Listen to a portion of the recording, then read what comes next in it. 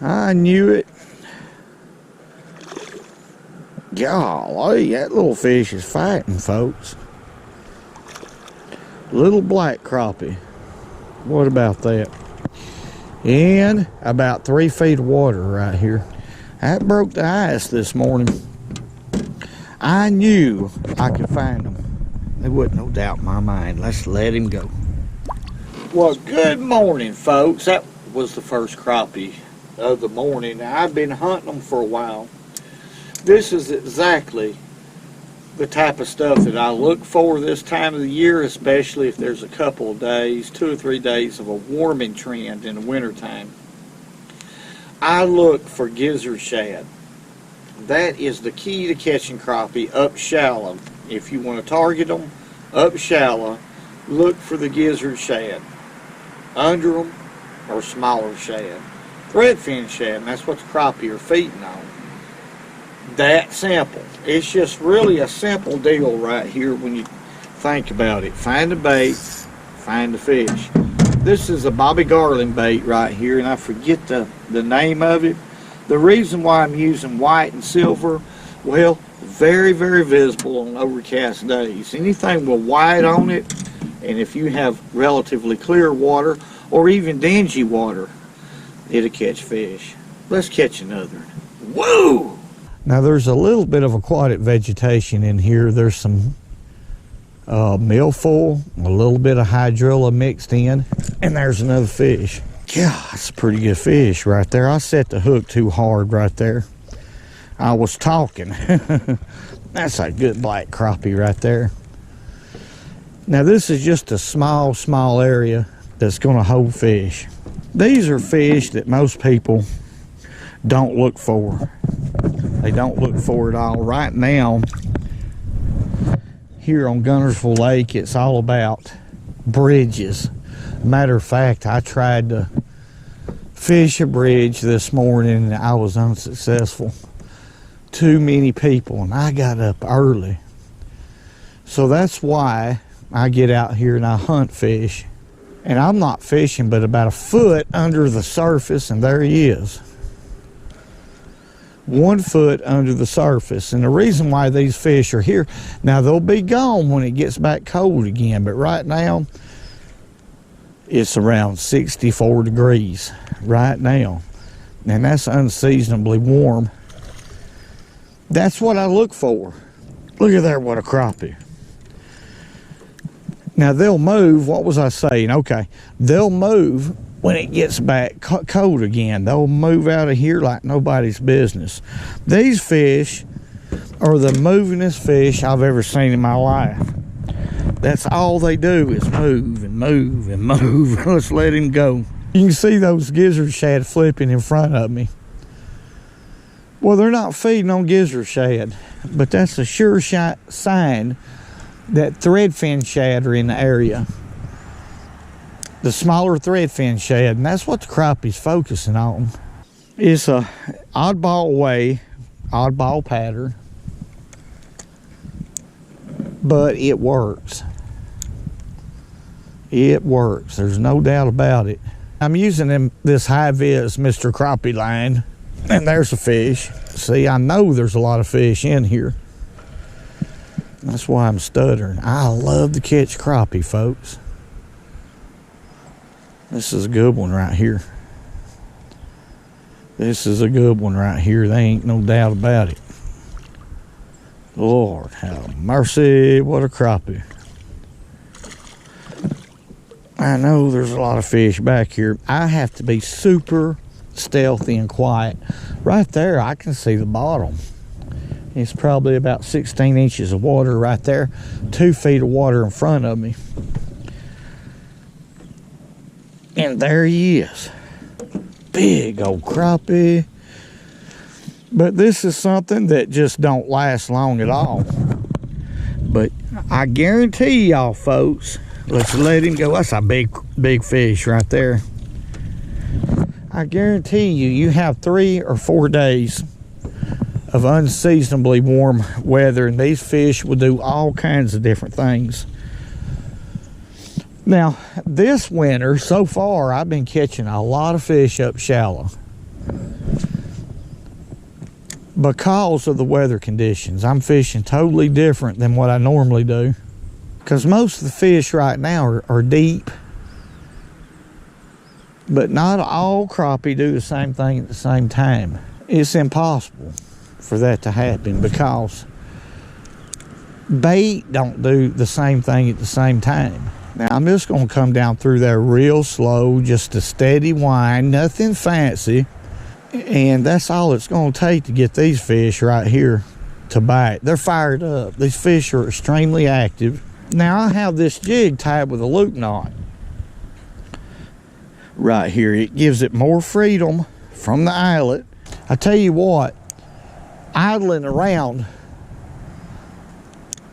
like I do looking for shad, I didn't see any in some good areas too, and I don't understand that.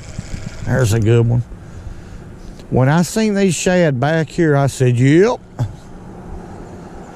we're fixing to tear them up. This is a white crappie right here. I can see his patterns right there.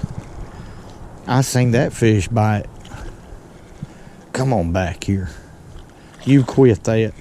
Hard to beat a jig. Now I'm gonna be honest with y'all, this morning, golly, what a white crappie. This morning my intentions was to fish with a jigging spoon, but that failed. There were too many people, and I can't get over the shyness right here that I have. But we'll make a jigging spoon video and show y'all how effective, if you've never fished with one, that it is for crappie. That's a good fish. Let's let him go. Look at there, look at there. Oh, look at there. Whoa! I'm talking about, could they be a gator back up in there? If they are, I'll jump on his back and me and him's gonna go around and around. Whoa! I ain't scared of no gators or nothing like that.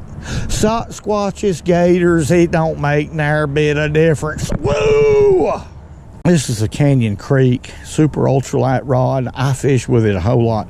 It's 7 feet long. Now recently I bought an 8-foot one. Oh man, I love these rods, folks. They're cheap. They're about $17. They're 2-piece rods, but they have the flexibility that I love for crappie. You don't hardly ever lose a fish. I don't on this particular rod. So I have 2 8-foot ones and an 8. And here lately I've been really using them too. Right here is a situation where it's important, there's a fish, to get a long cast. What do we got right here? It's a crappie. That's the smallest crappie I've caught. It's important to get a long cast when you're on flats. Now, I like the shorter rods, like 6 foot, 6.5 foot normally. But in a situation like this real skinny water, see that long cast, a payoff. You'll catch far more fish by making a long cast like I'm doing right here. It is piled up with crappie right here. I'm not kidding you, folks. It is absolutely eat up with them. That's a black crappie right there. And at the end of the video, right now I'm so busy catching crappie, at the end of the video I'm going to show y'all what the name of this color is if I have any more in the boat. This is one that I just tied on, and it's been on this rod for a long time. I may not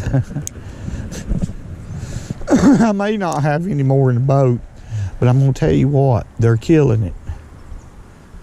They're absolutely killing it. Let's come back down through there real slow.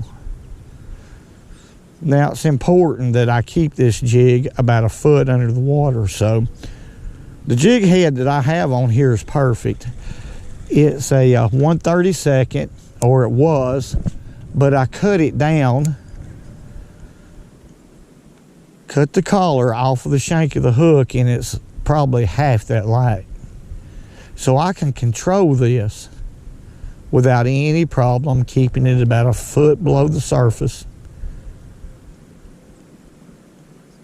Reeling it real slow, which a crappie loves a slow presentation for the most part. You know, you got to be tough to stay around, be around Clarence when he's got gas. With these light jigs like this, you can let them, after you feel that thump, you can let that crappie hold that jig a couple of seconds before you set the hook.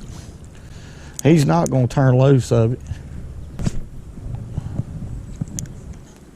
Right there is where they've been being. There's another one. That fish hit it and come to me. That high vis line, I've mentioned it many a time, is very important, or it is to me when it comes to crappie fishing. I watch the line. I don't worry about feeling the fish. That's a good fish right here. Golly, they're all fat as butterballs. Whoa. Doggone it. I can't tell y'all how much fun I'm having out here catching these crappie. I catch crappie, so many crappie up shallow when conditions like this happens, till it's almost predictable where they'll be. But that's the first time that I caught that many crappie in that particular spot. In fact, I've never caught crappie in that particular spot. That's how these fish move. They have no problem in these big lakes to move. You have to move with them, hunt them. You can fish past history when it comes to weather conditions, like I do. 2 or 3 days of a warming trend, then you can look for that pattern and then oftentimes be successful like we was today. But you can't fish past history areas as much. They're not as reliable. If they are, maybe for a couple years in a big lake, but it's really not. There's no telling where these crappie will be. I have to chase them all the time. But ultralight fishing, long limber rod, light line is the deal if you want to have a lot of fun. And by the way, I probably ended up catching, I'm going to guess 50 crappie there within 30 minutes. That was a quick deal right there. Then I pressured them out. I pressured them out because I kept throwing them back. Those fish returns back to the school, and before you know it, they're gone. They'll leave. That's just in a crappie's nature. Where they went, I don't know, but they just didn't want to be in that area no more. Too many in that school with a sore mouth is what happened. I want to say God bless each and every one of y'all. Thank y'all for all the great comments. Keep them hooks wet and keep that right foot in front of the left one. Everything's going to be fine. Hey, everything's going to be fine. Oh, I'm talking about, whoa.